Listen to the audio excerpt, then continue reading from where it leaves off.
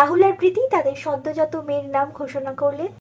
আপনাদের সবাইকে স্বাগত সিনে গসিপে।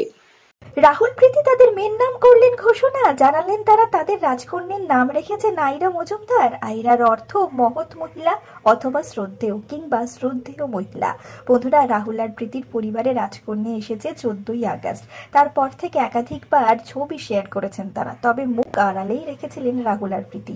প্রথমে জানিয়েছেন ছোট্ট রাজকন্যাকে বাড়ির সকলেই নানা নামে ডাকছে, ভালো নাম এখনো তারা ঠিক করে উঠতে পারেনি। অবশেষে অভিনেতা শেয়ার করলেন এই ছবিটি, জানালেন তার কন্যার নাম রেখেছেন তারা আইরা মজুমদার।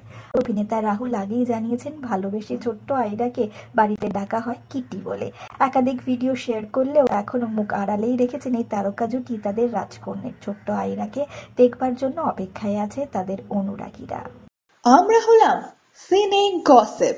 জুড়ে থাকুন আমাদের সঙ্গে, সাবস্ক্রাইব করুন আমাদের এই ইউটিউব চ্যানেলটি।